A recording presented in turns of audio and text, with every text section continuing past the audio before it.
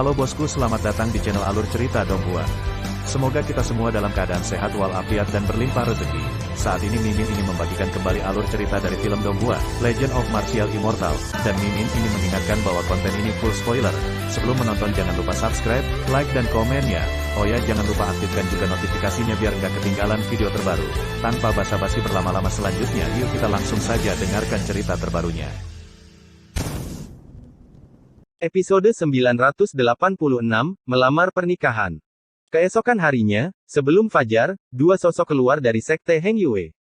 Di atas ketiadaan, tubuh Tao Xingchen tetap diam, dan terkadang pergi menemui Ye Chen, tetapi selalu ragu untuk berbicara. Untuk beberapa alasan, Dewa memberinya kebebasan, tetapi membuatnya merasakan keraguan-raguan yang belum pernah terjadi sebelumnya, seperti daun yang jatuh tanpa akar, terbawa angin, atau seperti anak hilang yang tidak dapat menemukan jalan pulang. Apa harapan terbesarmu yang sudah lama disayangi? Ye Chen sedikit memiringkan kepalanya, dan memecah kesunyian keduanya dengan satu kalimat. Dunia damai. Lalu, Ye Chen menatap Xingchen sambil tersenyum. Bahwa dia bermain di dunia. Rao Xingchen, yang selalu dipukuli, menggaruk kepalanya karena malu saat ini, setelah berkeliaran di dunia manusia, aku akan menemukan surga, memegang tangannya, dan menjadi tua dengan dia. Ini sangat romantis. Ye Chen tersenyum, dan langkahnya dipercepat. Itu semua dipengaruhi oleh dewa. Xingchen Taoshen juga tersenyum, dan mengikuti langkah Ye Chen berpasangan dan bertiga. Ketika langit cerah dan cahaya matahari pagi memenuhi seluruh Chu Selatan, keduanya berhenti di Lingshan yang diselimuti awan. Ini adalah istana Xing Yue. Di seluruh gunung Lingshan, ada langit berbintang yang menggantung. Itu adalah penglihatan dan lingkaran sihir yang kuat. Setiap bintang sejauh mimpi. Tuan Suci akan datang, dan aku akan menyambutmu dari kejauhan, dan melakukan penebusan. Sebelum aku melihatnya, aku mendengar suaranya terlebih dahulu, dan puluhan sosok terbang keluar dari gunung Lingshan.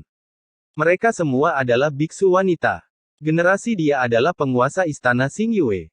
Kata-kata senior Xing Yue serius, junior ini datang ke sini tanpa diundang. Tuan Suci, tolong cepatlah. Banyak tetua istana Xing Yue menyerah secara diam-diam.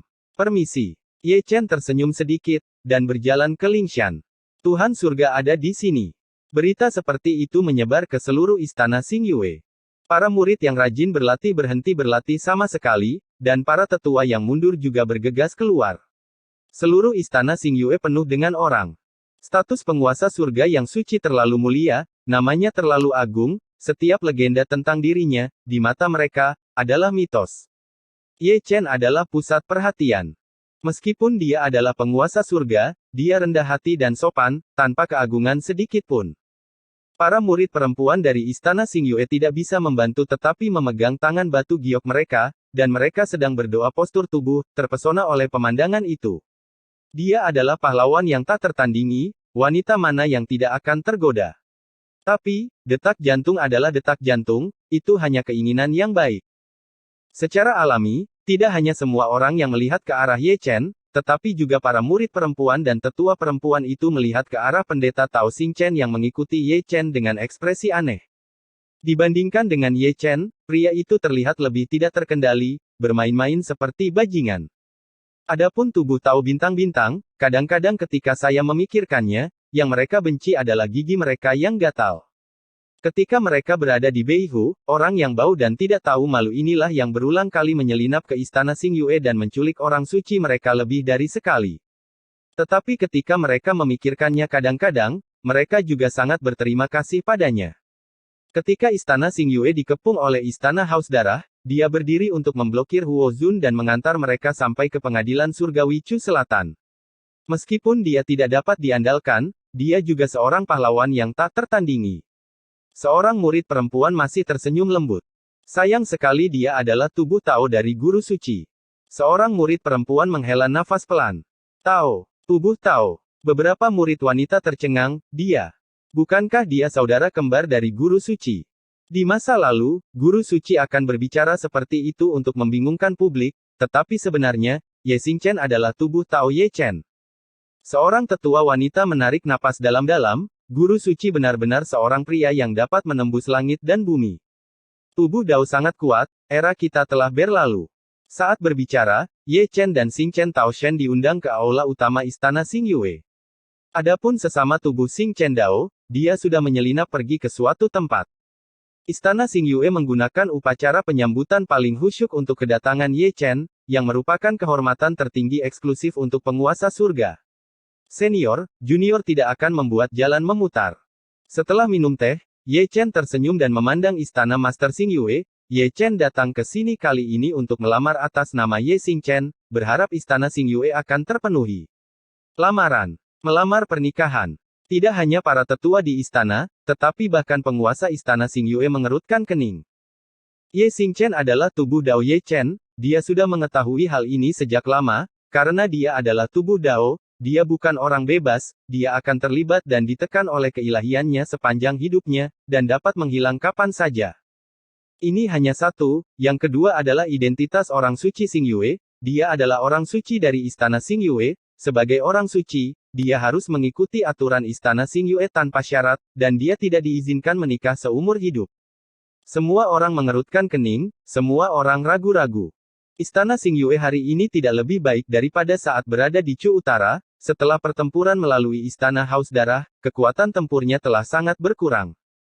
Selain itu, istana Xing Yue sekarang terletak di Nanchu, dan Ye Chen adalah Raja Nanchu, ini adalah faktor yang tidak dapat diabaikan. Tuan Suci, ini. Tuan istana Xing Yue membuka mulutnya sedikit, tetapi dia tidak berani mengatakan kata-kata penolakan. Ye Chen bukan tipe orang yang membuat orang lain kewalahan, jadi kamu bisa memberitahuku kesulitan yang kamu alami. Ye Chen tersenyum. Singer adalah orang suci. Orang suci dari istana Xing Yueku. Tuan istana Xing Yue akhirnya mengucapkan kata-kata ini, agaknya guru suci juga mengetahui aturan istana Xing Yueku. Jika kamu memilih untuk menjadi orang suci, maka kamu tidak akan bisa menikah. Apalagi, Ye Chen tersenyum. Dia adalah tubuh Dao. Master istana Xing Yue melirik tubuh Xing Chen Dao, ada kemungkinan menghilang kapan saja. Bagaimana jika dia bukan tubuh Dao? Itu bukan tubuh Dao. Aku akan mengembalikannya untuk bebas. Ye Chen berkata perlahan, sekarang dia adalah orang bebas. Ini. Kepala istana Xing Yue dan banyak tetua istana Xing Yue saling memandang, dan mereka semua melihat keterkejutan di mata mereka. Pada saat ini, mata semua orang pada Ye Chen berubah.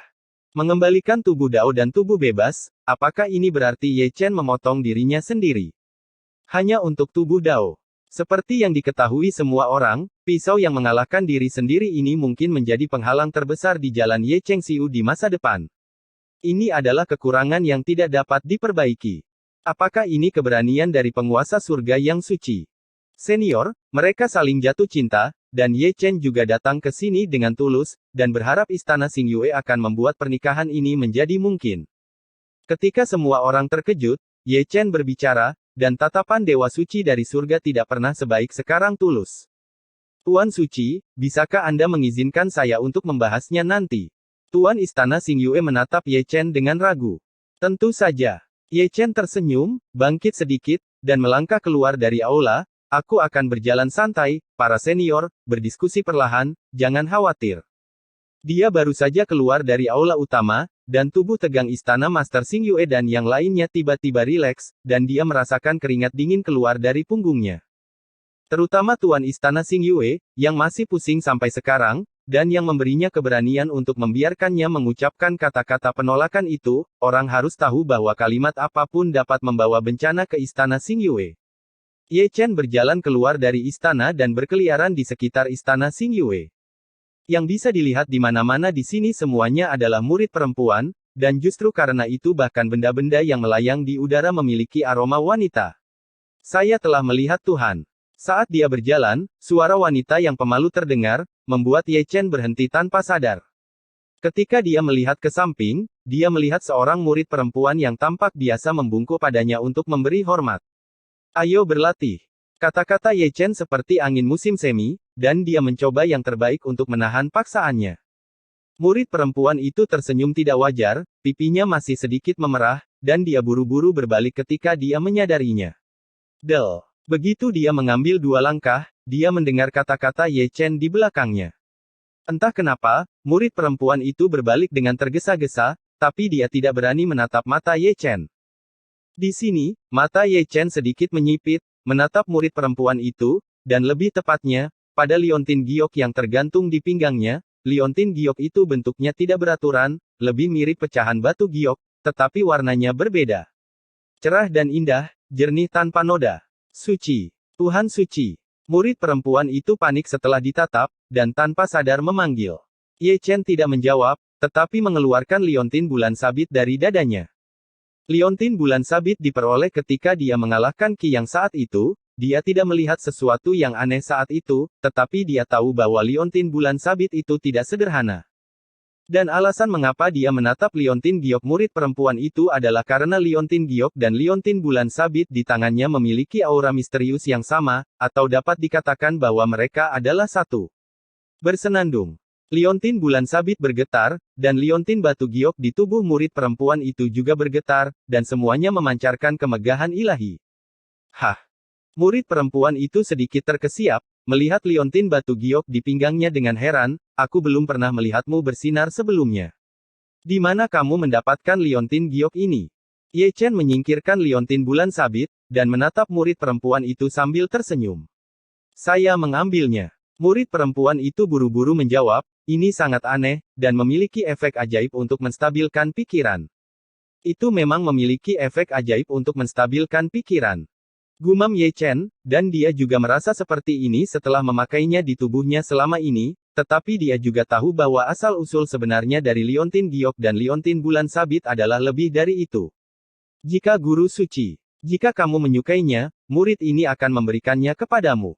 Murid perempuan itu melepas liontin giok dan menawarkannya dengan kedua tangan, rona merah muncul di pipinya. Aku tidak menerimanya dengan sia-sia. Ye Chen tersenyum, dan dengan jentikan tangannya, dia mengeluarkan manik roh yang tertinggal di lingkaran ungu. Ini adalah manik yang menenangkan, milik leluhur darah roh, dan memiliki efek magis memurnikan jiwa. Ding! Ding Shenzhou. Murid perempuan itu langsung terengah-engah. Meskipun dia adalah murid biasa dari Istana Xingyue, dia telah mendengar tentang Ding Shenzhou. Sesederhana memurnikan jiwa, tetapi itu adalah harta yang tak ternilai harganya. Aku akan menukarnya denganmu. Ye Chen telah mengambil liontin giok itu, dan meletakkan manik konsentrasi di tangan murid perempuan itu. Ya Tuhan, aku tidak bisa menahannya, ini terlalu berharga. Aku akan mengambilnya untukmu. Ye Chen tersenyum lembut, berbalik dan menghilang. Setelah dia pergi, murid perempuan itu memegang manik penenang yang bersinar dengan cahaya ilahi ungu dalam keadaan linglung. Nian Wei, kenapa kamu linglung? Seorang tetua wanita lewat dan menatapnya dengan heran. Ya Tuhan, apakah ini manik meditasi? Penatua perempuan melihat manik roh di tangan murid perempuan itu dengan kaget. Episode 987, di jalan. Ye Chen mendarat di sebuah gunung di Istana Xingyue. Segera, dia mengeluarkan liontin bulan sabit dan liontin giok. Bersenandung. Seperti yang dia pikirkan, baik liontin bulan sabit dan liontin giok bergetar, memancarkan lingkaran cahaya ungu, dan terbang keluar dari telapak tangannya sendiri, mengelilingi satu sama lain, dan cahaya ilahi ungu menjadi semakin cemerlang.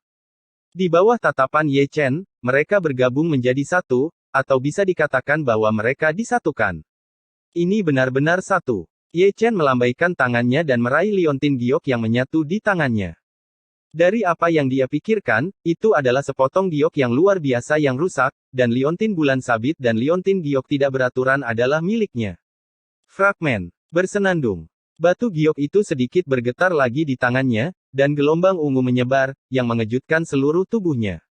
Selain itu, yang paling mengejutkannya adalah bahwa di antara jade jue yang rusak, ada cara misterius yang tidak bisa dia tembus.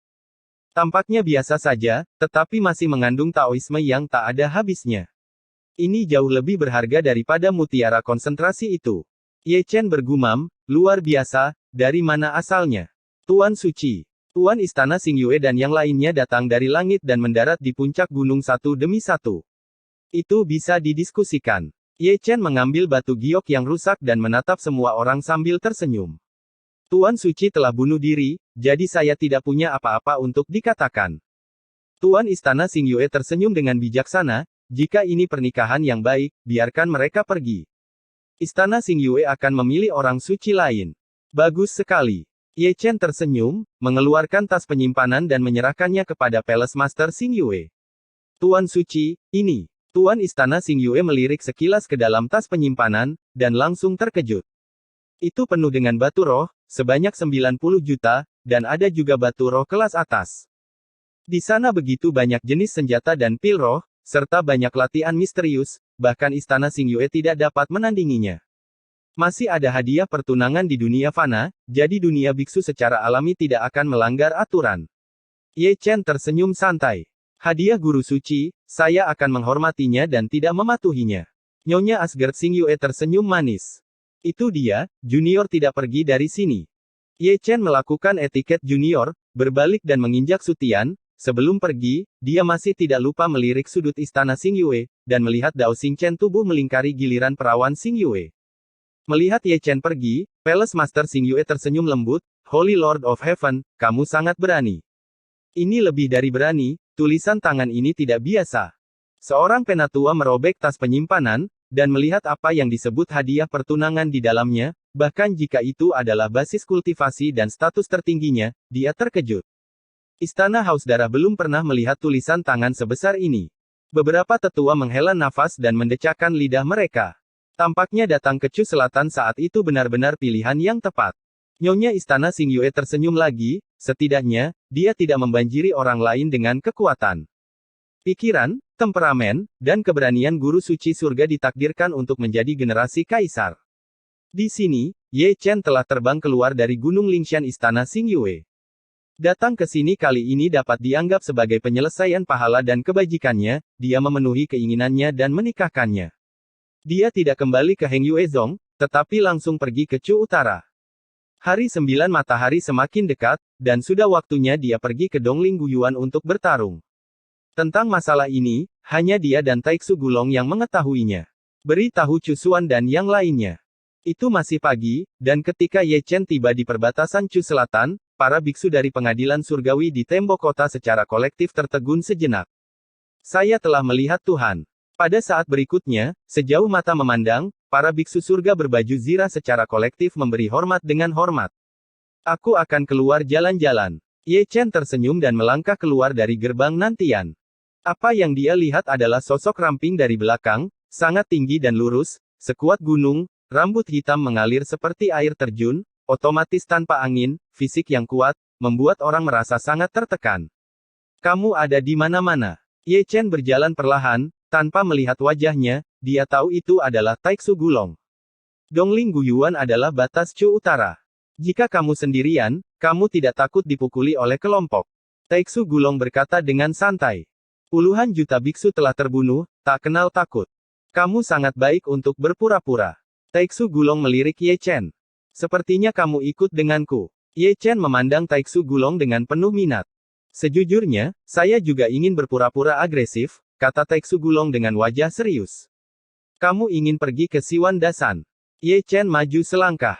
Mereka yang mengenal saya, Ye Chen juga. Taixu Gulong juga mengikuti, dan mengikuti Ye Chen. Setelah pertempuran, saya pergi ke pegunungan 100.000 untuk berjalan-jalan. Saya sangat ingin tahu tentang tempat itu sehingga saya bisa, jangan tambah penasaran. Keturunan kaisar telah mengirimiku pesan. Ye Chen menarik napas dalam-dalam, sejujurnya, aku benar-benar tidak ingin pergi ke tempat hantu itu lagi. Aku berbeda, aku hanya suka berpetualang, jangan tanya kenapa, seru. Sengaja. Tidak ada gunanya untuk tidak berbicara, ayo, tunjukkan padaku, apa asal-usul batu giok ini. Ye Chen mengubah topik pembicaraan, mengeluarkan batu giok yang rusak, dan menyerahkannya kepada Taixu Gulong. Dari mana asalmu? Yang mengejutkan Ye Chen, Taixu Gulong mengambil Yu Jue secara langsung, memegangnya erat-erat, dan mata naga itu bersinar dengan cahaya yang sangat terang dan menakutkan, yang membuat orang tidak berani menatap langsung ke arahnya. Melihat ekspresimu, hal ini pasti tidak sederhana. Ini Kaisar Jue. Taixu Gulong menarik napas panjang. Apa itu di Jue? Ye Chen memandang Taixu Gulong dengan rasa ingin tahu. Jue berharga yang ditatahkan pada mantan prajurit Kaisar Ekstrim, kata Taixu Gulong perlahan. Tentara Kaisar Dao Ekstrim. Ye Chen terkejut, dan dengan sadar mengambil Kaisar Jue yang patah dari tangan Taixu Gulong. Dia menghela nafas lega, dan kemudian menyekanya dengan lengan bajunya. Aku akan mengatakannya. Itu harus jadilah harta karun yang besar, giok kaisar yang bertatahkan pada persenjataan Kaisar Jidao, jimat yang menantang surga. Tunggu. Ye Chen sepertinya telah memikirkan sesuatu, dan menatap Taiksu Gulong dengan curiga, karena giok kaisar bertatahkan senjata kaisar, mengapa itu hancur dan jatuh ke dunia, mungkinkah senjata kaisar dihancurkan? Apakah kamu ingat bahwa aku pernah memberitahumu bahwa pernah ada seorang prajurit Kaisar Jidao yang terpotong oleh pedang Zuxian? Apakah ini Kaisar Jue dari prajurit Kaisar yang ekstrim itu? Ye Chen tertegun sejenak. Seperti yang kamu pikirkan. Taiksu Gulong sedikit mengangguk. Berapa banyak perubahan yang telah berlalu, begitu lama, dan lebih awal dari zaman kuno, kamu belum pernah melihatnya sebelumnya, dan kamu dapat mengenalinya sebagai Kaisar Jue dalam sekejap. Ye Chen memandang Taiksu Gulong dengan tidak percaya. Pengakuan senjata Kaisar, belum lagi Gritchu, bahkan di seluruh langit dan alam yang tak terhitung jumlahnya, tidak ada yang lebih mahir dari saya. Taiksu Gulong berbicara dengan santai, saya adalah sisa jiwa yang maha tinggi, dan ingatan dari aspek ini adalah yang paling lengkap, Taiksu Supreme, dia melakukan perjalanan ke seluruh surga dan banyak domain di masa lalu, memecahkan rahasia yang tak terhitung jumlahnya, dan memiliki pemahaman paling menyeluruh tentang tentara Kaisar dengan cara ekstrim. Dan, tidak heran, Ye Chen menghela nafas. Aku dengar kamu mengatakan bahwa kamu adalah yang tertinggi dari klan naga kuno Taiksu lebih dari sekali. Setelah menghela nafas, Ye Chen menatap naga kuno Taiksu, tidak nyaman bagi Fang untuk memberitahuku, yang mulia adalah salah satu dari 130 Kaisar Xuan Huang. Siapa? Kaisar Taiksu. Taiksu Gulong tidak menyembunyikan apapun. Setiap kali dia menyebut Kaisar Agung, dia sangat kagum, mungkin di masa depan, ketika Anda pergi ke surga dan berbagai wilayah, beberapa orang akan memanggilnya Kaisar Naga Taiksu. Dia adalah satu-satunya yang mengambil 2 langkah dari Zundi Jiu Chongtian untuk menjadi Kaisar Agung. Kaisar yang paling aneh adalah Kaisar Buddha. Seperti beberapa kali sebelumnya, Ye Chen mulai meremas-remas jarinya dan menemukan, Kaisar dengan umur terpendek adalah Kaisar Pertempuran Zan, Kaisar dengan kekuatan tempur terkuat adalah Kaisar Xuan Yuan, satu-satunya Kaisar yang tewas dalam pertempuran adalah Kaisar Xuangu, Kaisar yang memerintah paling agung adalah Kaisar Xianyu, Kaisar termuda saat menjadi Kaisar adalah Kaisar Donghua, Kaisar tertua saat menjadi Kaisar adalah Kaisar Yuantian, dan Kaisar yang hidup paling lama itu adalah Kaisar Yan, dan satu-satunya Kaisar yang mengambil 2 langkah dari Zundi Jiu Chongtian untuk menjadi Kaisar adalah Kaisar Taiksu. Setiap Kaisar besar adalah mitos, dan ada legenda yang mengejutkan masa lalu dan masa kini, dan Kaisar Taiksu tidak terkecuali. Taiksu Gulong masih berbicara, klan Taiksu Gulong saya hampir mendominasi seluruh zaman kuno, dan itu adalah tidak ada target. Aku percaya itu. Ye Chen menghela nafas. Di mana Anda mendapatkan Kaisar Jue yang rusak ini? Taiksu Gulong menghentikan pikirannya dan melanjutkan pertanyaan sebelumnya. Aku mengambilnya. Mengambilnya. Apakah kamu menginjak kotoran anjing? Apakah kamu membawa tipuan dari rahim ibumu? Ini masalah karakter, kata Ye Chen penuh arti. Benar-benar hantu. Taiksu Gulong mengambil 2 langkah cepat, masih mengutuk. Ini benar-benar masalah karakter. Ye Chen mempostingnya dengan sadar. Gulungan. Episode 988, Terang-terangan. Apa? Ye Chen datang ke Beihu lagi. Di malam yang sunyi, Beihu panik lagi. Sudah lama hening, dan dewa pembunuh itu datang lagi, dia tidak perlu melihat orangnya, tetapi hanya mendengar namanya, terlalu banyak orang tidak bisa menahan gemetar. Akibatnya, pada malam yang seharusnya tenang, pasukan utama di Chu Utara memanggil kembali anggota keluarga mereka yang pergi satu demi satu, dan markas pasukan utama juga ditutupi dengan lapisan demi lapisan penghalang untuk melindungi gunung. Selalu bersiap untuk pertempuran besar. Sepertinya orang-orang di Beihu tidak terlalu menyambutku. Di sebuah kota kuno, Ye Chen terus melihat sekeliling. Tidak ada seorang pun di kota kuno yang besar itu, dan kebanyakan dari mereka bersembunyi. Kaulah yang meninggalkan bayang-bayang darah di Beihu, Taiksu Gulong berkata dengan santai, pertempuran di masa lalu sangat mengejutkan. Ribuan biksu dibunuh olehmu dan kembali ke rumah. Siapa yang berani menantang yang mulia? Tetapi mereka tidak tahu bahwa saya tidak lagi dalam keadaan keabadian. Ayo pergi, pergi berpura-pura. Keduanya meninggalkan kota kuno dan berjalan di tanah Beihu, mereka sangat ceroboh. Mereka tampaknya adalah 2 orang yang baik, tetapi melihat ke belakang, tidak peduli bagaimana penampilan mereka, mereka terlihat seperti dua penjahat lokal, mereka adalah pencuri yang tidak tahu malu. Ledakan. Malam yang sunyi akhirnya dipecahkan oleh ledakan. Terkejut ke segala arah, mereka semua melihat ke satu arah, Gunung Lingshan yang diselimuti awan, yang merupakan markas besar keluarga Chu Tunyuan Utara. Ye Chen dan Taixu Gulong berdiri di luar penghalang keluarga Tunyuan baru saja, keduanya secara sadar meninju penghalang padat, yang berarti memberi tahu keluarga Tunyuan bahwa kami akan datang. Melihat Ye Chen dan Taixu Gulong dari kejauhan, orang-orang yang datang untuk menanyakan berita itu tiba-tiba menjadi pucat karena ketakutan, apakah mereka baru saja akan memulai perang. Kaki dan kaki terlalu banyak orang sudah mulai bergetar, dan adegan berdarah dari keluarga roh darah yang dimusnahkan di masa lalu masih terlihat jelas saat ini. Jika Ye Chenmu akan bertarung dengan sekuat tenaga, keluarga Tunyuan akan melakukannya menjadi keluarga roh darah kedua. Ye Chen, kamu terlalu banyak menipu orang. Nenek moyang keluarga Tunyuan berteriak keras, sudah mengenakan baju besinya, dan selalu siap untuk pertempuran berdarah. Jadi bagaimana jika aku menggertakmu? Kamu benar-benar tidak ingin mati selamanya. Leluhur Tunyuan berteriak keras, dan dia secara pribadi bertanggung jawab atas formasi pengetahuan Sutian. Tidak masalah jika kamu tidak bertarung, serahkan peta ilahi Kyushu. Ye Chen tersenyum tipis. Dia datang ke sini malam ini bukan untuk benar-benar memulai perang, tetapi untuk kembali ke peta ilahi Kyushu yang terbagi di Laut Panlong di masa lalu. Secara alami, jika keluarga Tunyuan tidak bekerja sama, dia dan Taixu Gulong tidak keberatan meributkan keluarga Tunyuan, tetapi pada saat itu, alih-alih memintanya, mereka akan langsung mulai merampok, mengambil barang-barang Laosu, dan kematian untuk meludahkannya padaku. Keluarga Tunyuan tidak memiliki peta Kyushu yang kamu inginkan. Nenek moyang Tunyuan mendengus dingin, paru-parunya akan meledak. Malu, sangat memalukan.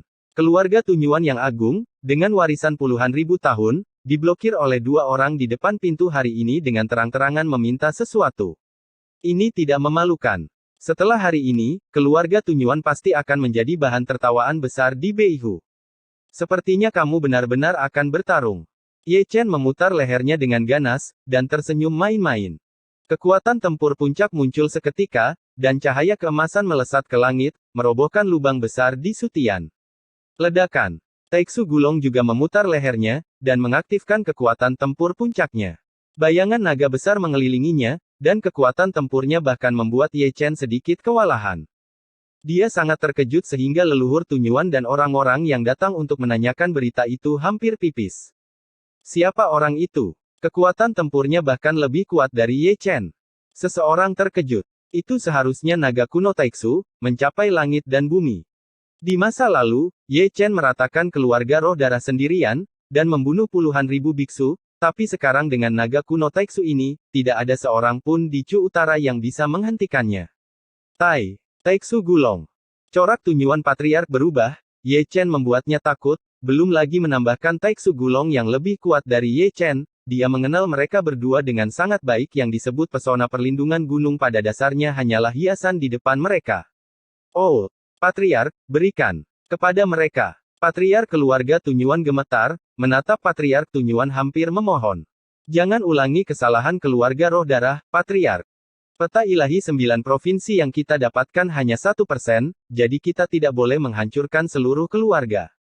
Tidak hanya kepala keluarga Tunyuan, tetapi juga anggota keluarga Tunyuan berlutut di tanah. Berisik. Teriak Patriark Tunyuan dengan keras, wajahnya ganas dan menakutkan. Membayar atau tidak? Suara berkabut Ye Chen masuk lagi, jika kamu tidak membayar, kita bisa masuk dan mengambilnya, tapi yang jelek adalah yang pertama, aku memiliki temperamen yang baik, tetapi orang di sebelahku tidak mudah untuk diajak bicara. Ketika saatnya tiba untuk menyakiti seseorang dari keluarga Tunyuan Anda, atau secara tidak sengaja menghancurkan keluarga Tunyuan Anda, ketika para senior tiba di sana, jangan salahkan para junior. Kamu. Wajah tua Patriark Tunyuan sangat dingin, dan Ye Chen hampir memuntahkan seteguk darah tua. Jika dia berbicara omong kosong dengannya, dia akan dibunuh secara langsung, dan tidak ada yang tersisa. Taixu Gulong membuka mulutnya, dan mengeluarkan pedang naga Taixu. Ambillah. Melihat Taixu Gulong hendak bergerak, Patriark Tunyuan mendengus dingin, dan segera menyerahkan peta ilahi Kyushu yang rusak. Itu benar. Ye Chen melambaikan tangannya dan meraih peta ilahi Kyushu di tangannya. Itu memang rusak, Kurang dari 1% dari peta ilahi Kyushu, tetapi tidak masalah. Jika Anda berbelanja di Beihu, kamu akan selalu mengumpulkan semuanya. Masih pergi, kata Patriark Tunyuan dengan marah. Kamu memiliki temperamen yang buruk. Taeksu Gulong melengkungkan bibirnya, jika itu terjadi di masa lalu, aku akan menendangmu sampai mati dengan temperamen yang begitu keras tanpa membicarakannya. Kamu. Wajah tua Patriark Tunyuan menjadi pucat setelah dimarahi, kali ini dia memuntahkan darah, seteguk darah tua menyembur setinggi lebih dari 3 kaki, dan hampir pingsan di tempat. Ayo pergi. Di luar penghalang gunung, Ye Chen melambaikan tangannya, dan menghilang ke dalam kegelapan bersama Taeksu Gulong. Panggilan. Melihat mereka pergi, orang-orang dari keluarga Tunyuan menghela nafas lega. Kami akan kembali dalam beberapa hari. Ketika semua orang merasa lega, suara Ye Chen datang lagi dari kegelapan di kejauhan, menakuti orang-orang dari keluarga Tunyuan untuk buru-buru mengepalkan senjata mereka lagi. Tut. Melihat Ye Chen dan Taeksu Gulong pergi, mereka yang datang untuk menanyakan berita itu menghela nafas. Ini hanya 2 orang. Itu benar-benar membuat takut seluruh keluarga sehingga mereka tidak berani meninggalkan gerbang. Formasi lebih dari selusin formasi besar Sutian tidak kecil, tetapi tidak ada yang berani bertindak gegabah. Ibu ini sangat kuat. Ye Chen dan yang lainnya pergi dan langsung pergi ke keluarga berikutnya, diikuti oleh sekelompok besar orang yang tampak kesakitan. Jangan tinta dengan Anda, serahkan. Ye Chen sangat kuat, yang paling penting adalah dia tidak punya waktu untuk membuang waktu, begitu banyak keluarga menginginkan satu persatu, penekanannya adalah pada efisiensi, tahukah dia masih harus pergi ke Dongling Guyuan untuk membuat janji untuk bertarung. Kali ini, keluarga itu lugas dan diserahkan tanpa mengucapkan sepatah kata pun. Itu benar. Kami akan kembali dalam beberapa hari. Ye Chen memegang peta ilahi Kyushu dan pergi bersama Taeksu Gulong, tetapi meninggalkan hukuman yang menakutkan. Ledakan. Setelah itu, Beihu di malam hari menjadi sangat gelisah. Kemanapun Ye Chen dan Taeksu Gulong pergi, akan ada 1 atau 2 raungan ikonik. Selanjutnya, itu terang-terangan meminta sesuatu. Tak perlu dikatakan, banyak keluarga di Chu Utara masih sangat kooperatif, tidak semuanya sama kejamnya dengan Istana Haus Darah, mereka telah melihat kekuatan dan dominasi Ye Chen sebelumnya, dan konsekuensi dari tidak menyerahkannya sangat serius. Kita benar-benar tidak memiliki peta Dewa Kyushu. Itu adalah keluarga lain, dan itu bukan keluarga besar atau kecil. Ye Chen dan Taeksu Gulong baru saja meninju penghalang gunung. Dia sangat ketakutan sehingga kakinya melemah. Mereka tidak lebih baik dari keluarga Tunyuan, dan bahkan lebih rendah dari Istana Haus Darah. Kekuatan mereka terlalu jauh di belakang. Jika Ye Chen memutuskan untuk berjuang keras, pertempuran akan segera berakhir. Tidak. Ye Chen mengangkat alisnya.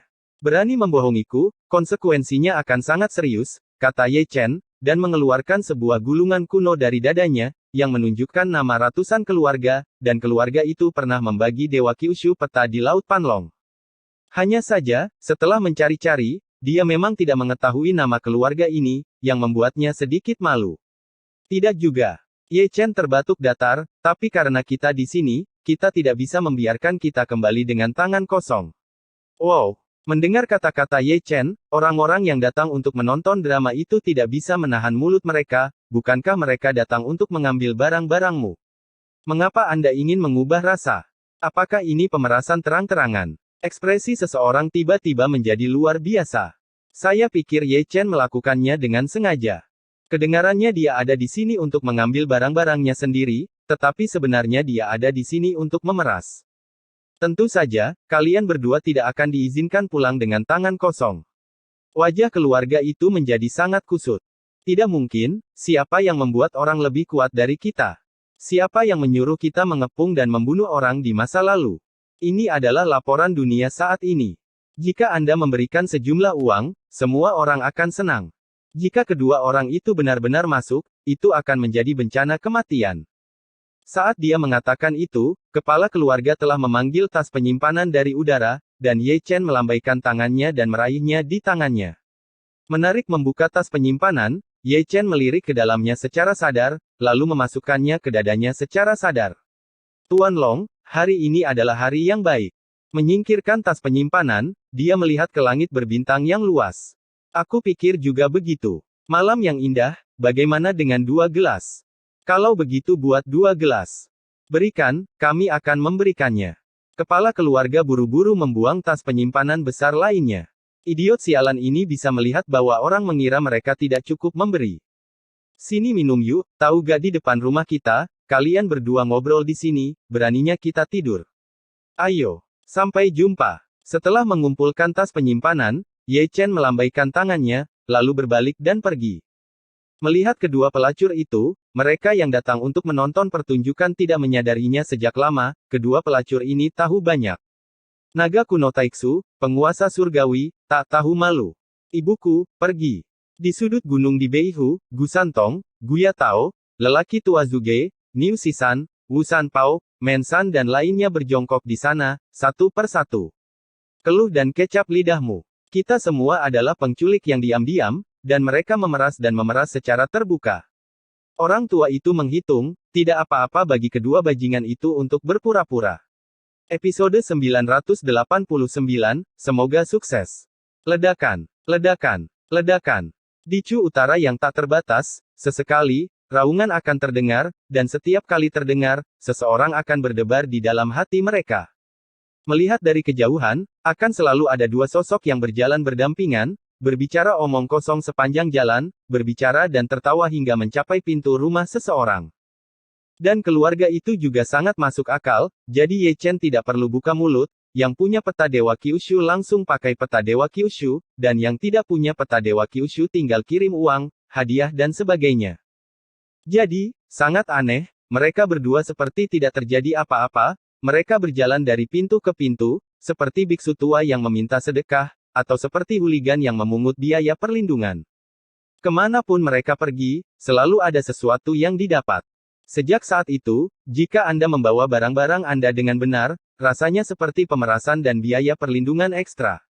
Apa yang tidak masuk akal adalah bahwa kekuatan utama di Northern Chu benar-benar tidak bekerja sama secara normal. Akar penyebabnya adalah mereka tidak cukup bersatu dan tidak berani menjadi burung teratas, mereka selalu bertarung secara terbuka dan diam-diam, bertarung satu sama lain, dengan kekuatan yang rumit dan keluhan yang berkepanjangan, bagaimana mereka bisa benar-benar bersatu. Seperti yang dikatakan Ye Chen hari itu, situasi di Chu Utara akan terpecah untuk waktu yang lama, bahkan jika dia tidak datang, dia mungkin akan berselisih lagi.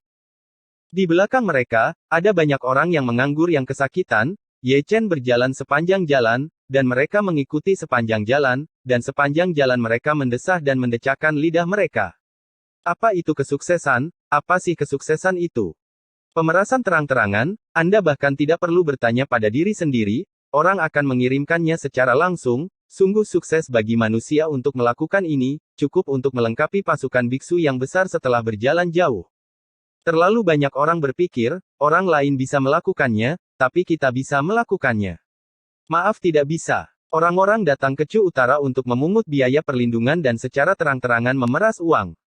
Beraninya Anda pergi ke Chu Selatan untuk melakukan ini? Jawabannya iya. Belum lagi apakah Anda bisa memasuki gerbang nantian, bahkan jika Anda bisa masuk, Anda mungkin tidak akan bisa keluar. Bahkan jika mereka mengeluarkan Anda mungkin akan dibawa keluar, dan Anda akan lumpuh. Kami benar-benar datang untuk mengambil barang-barang kami sendiri, kata Ye Chen penuh arti. Mereka memberikannya kepada kami tidak menginginkannya. Taiksu Gulong juga menggelengkan kepalanya. Sambil berbicara, keduanya tiba di luar gunung spiritual. Lingshan itu juga seperti keluarga Tunyuan, depan dan belakang, kiri dan kanan, atas dan bawah semuanya dijaga ketat oleh penghalang pelindung, belum lagi manusia, bahkan seekor lalat pun tidak bisa masuk dengan baik. Ketika mereka berdua datang ke sini, mereka tidak meminta apapun kepada orang-orang di dalam, jadi mereka hanya mengobrol di pintu. Saat mengobrol, tas penyimpanan terbang keluar. Ya, saya punya sesuatu untuk diambil. Ye Chen mengambil tas penyimpanan dengan sadar, melihat ke dalam, berbalik dan pergi jika dia merasa beratnya cukup, dan terus mengobrol dengan Taiksu Gulong di pintu rumahnya jika dia merasa beratnya tidak cukup. Saat mengobrol, tas penyimpanan lain terbang keluar. Semoga beruntung, dan sesuatu untuk diambil. Ye Chen masih sangat sadar, seolah tidak terjadi apa-apa, mengambilnya dan pergi, mengobrol sambil berjalan. Begitulah maksudnya, Begitulah mereka berdua mengobrol di sepanjang jalan, dan setiap kali mereka sangat beruntung, mereka bisa berbicara tentang harta karun sambil mengobrol.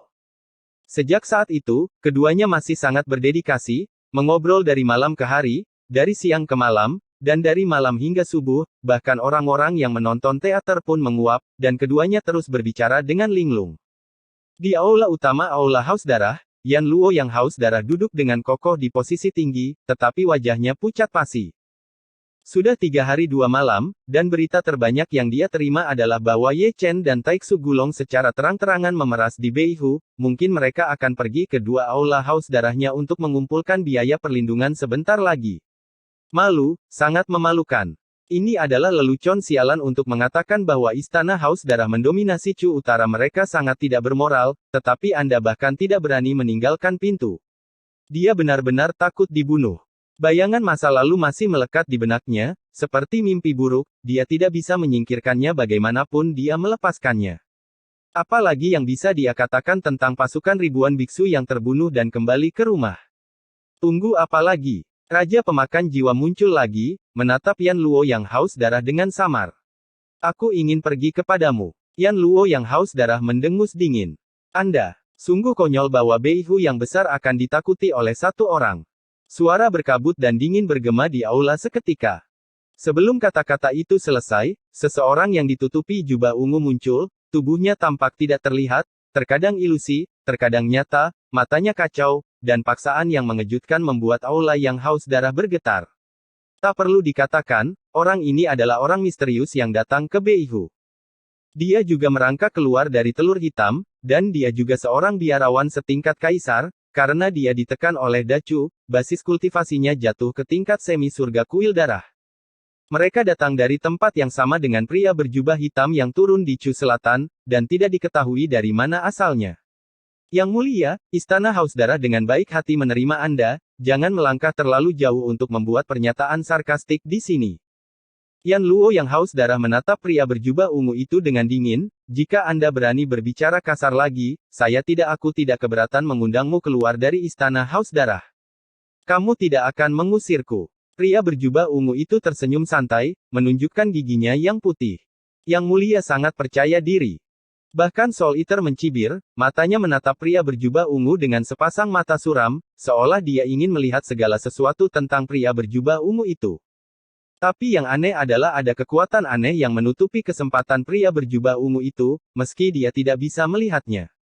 Ini juga alasan mengapa Yan Luo dan pemakan jiwa dari Istana Haus Darah masih sopan kepada pria berjubah ungu dari sudut pandang mereka, pria berjubah ungu di depan mereka tak terduga, setidaknya pada level yang sama.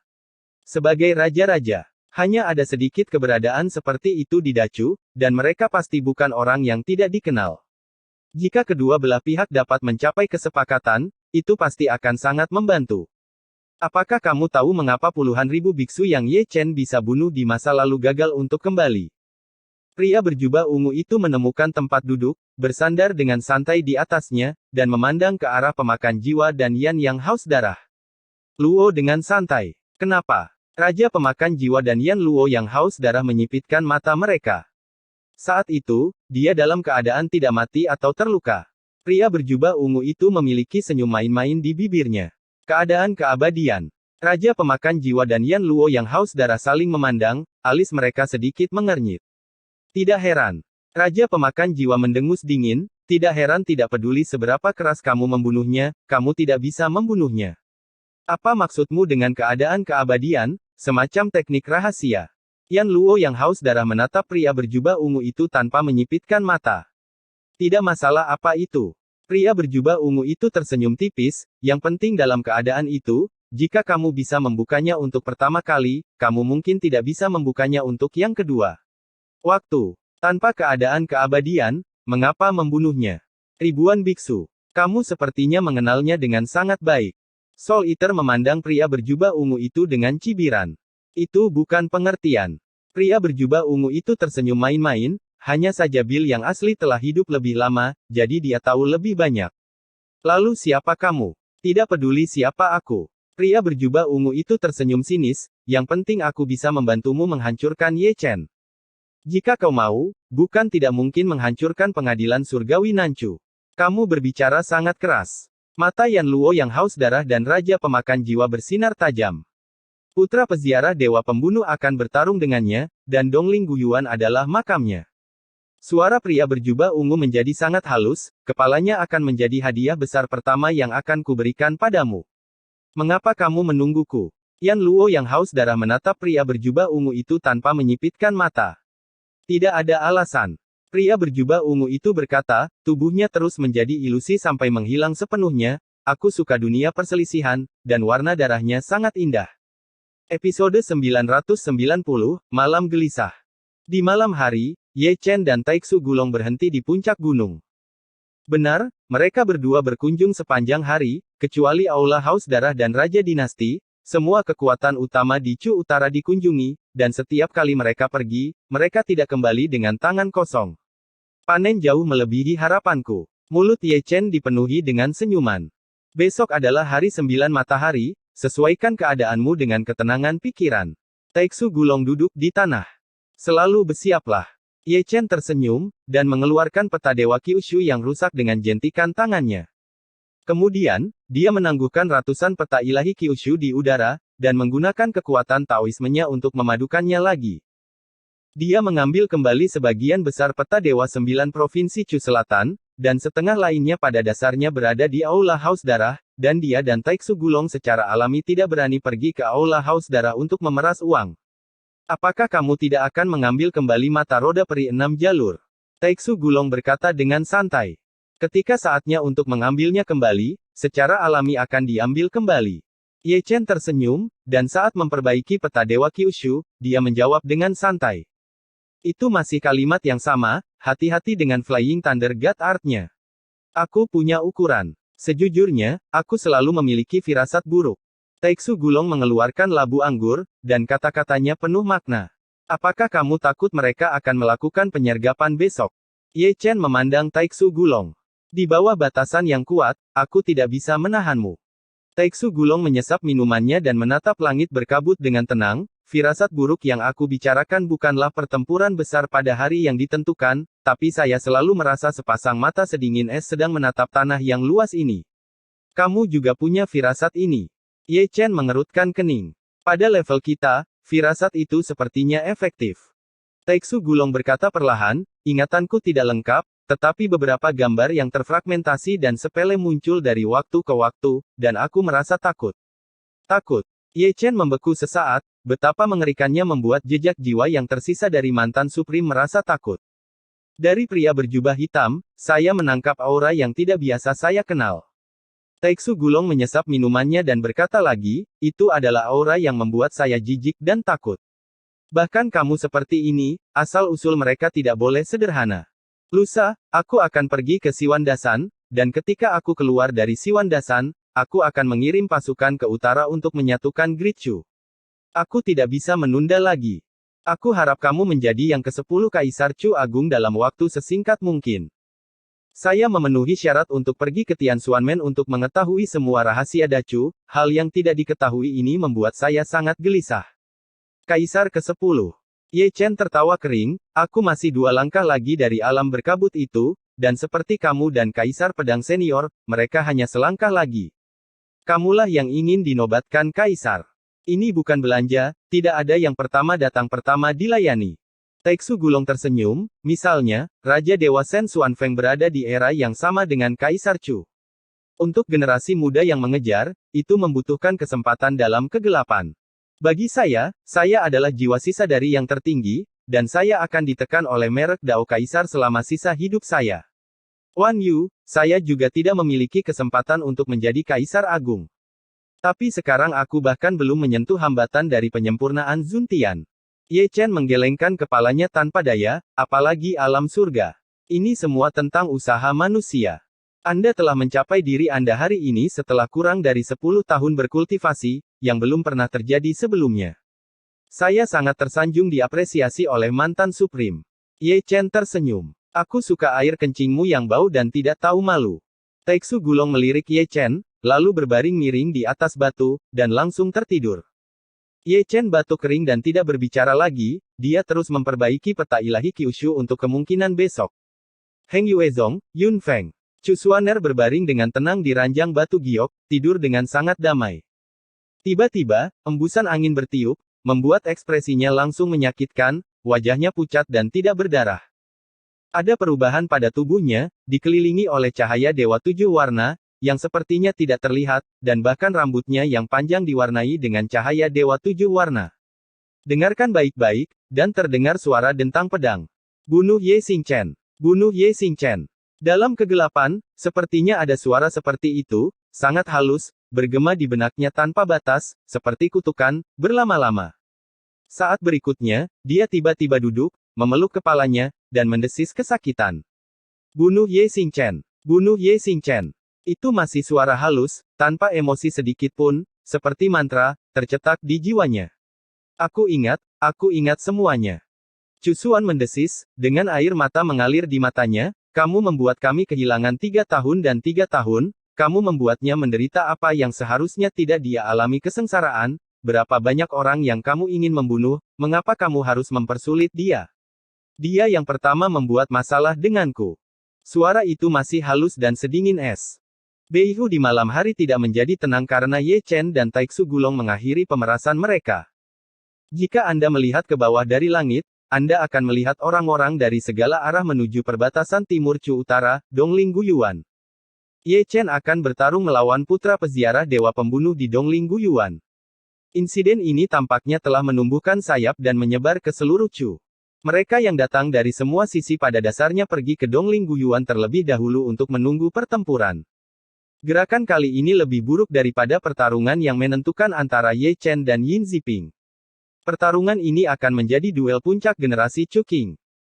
Memikirkan pertempuran ini, terlalu banyak orang akan tanpa sadar memikirkan lawan Ye Chen di sepanjang jalan, 3 kontes besar mengalahkan Jining Suang, tubuh roh misterius, kekalahan 50% dari tuan rumah Luhou di tanah Suangu, dan kekalahan di tanah kuno yang kacau 90% dari tuan rumah Yin Ziping dan Huo yang Dasan mengalahkan Huo Zun, tubuh Taiyin.